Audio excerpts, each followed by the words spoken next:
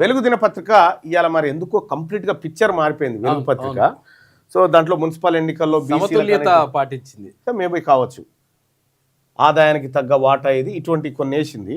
So వాటి గురించి మనం మాట్లాడదాం. కానీ V6 వెలుగు దినపత్రిక సామాజిక న్యాయం వెనకబడిన వర్గాల కోణంలో ఉందట ఇవాళ పత్రిక. ఎందుకంటే మున్సిపల్ ఎన్నికల్లో 44% వస్తుంది అని అట్లా చెప్తుంది. సామాజిక న్యాయం వెనకబడిన వర్గాల కోణంలో ఉందట ఈ పత్రిక ఇవాళ వెలుగు దినపత్రిక. దాంట్లో ప్రధాన అంశాలు ఏమున్నాయి?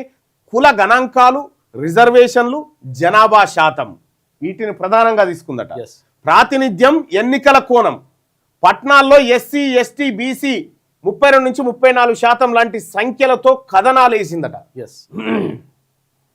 ప్రధానంగా ఈ వేసిందట. తద్వారా ఏమైంది? సామాజిక న్యాయం కోణం వెనుకబడిన వర్గాల కోసం వెలుగు దినపత్రిక స్పేస్ ఇచ్చిందని చెప్పి ChatGPT చెప్తా ఉంది. ఇది మనది కాదు. విశ్లేషణ ఏంది అనంటే ఇది డాటా ఆధారిత సామాజిక పత్రిక. డాటా ఆధారిక అంటే డాటాను వాడి సామాజికమైనటువంటి అంశాలను కృషిస్తా ఉందనేది ఇక్కడ. ఈ అగ్రకులాల కంటే వెనకబడిన వర్గాలపై స్పష్టమైన ఎడిటోరియల్ దృష్టి పెట్టిందట.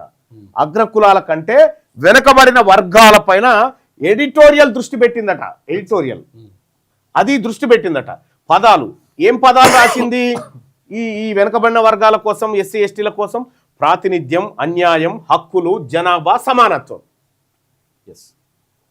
ఇది ఇవాళ పత్రికలో వచ్చినటువంటిది. అయితే మరి ఏమన్నా మార్పు వచ్చిందా తెలియదా? మళ్ళీ అంకం రవి సార్ టేక్ ఓవర్ చేసిండా, ఏం సంగతి ఈ పేపర్ అని తెలియదు. కానీ విశ్లేషణ ఇగో ఈ విధంగా ఉంటే, పక్షపాతం ఏమన్నా ఉందా అంటే బీసీ ఎస్సీ ఎస్టీ పక్షపాతం కనిపిస్తా ఉంది. ఈ వర్గాల పట్ల పక్షపాతంగా ఉంది ఈ పత్రిక అని. వీళ్ళ పక్షపాతంగా ఉన్నా కూడా పక్షపాతంగానే ఉందని చెప్తా ఉంది ChatGPT. చూడండి, అంటే దానికి ఏ ఇంటెన్షన్ లేదు. ఈ బీసీ ఎస్సీ ఎస్టీ పక్షపాతం కొంత కనిపిస్తుంది పేపర్లో అని చెప్తా ఉంది. ఇక అధికార వర్గాలపై ప్రశ్నించే ధోరణి కూడా ఉంది. ప్రభుత్వాన్ని ప్రశ్నించే ధోరణి కూడా ఈ పత్రికలో కనిపిస్తుంది అని చెప్పి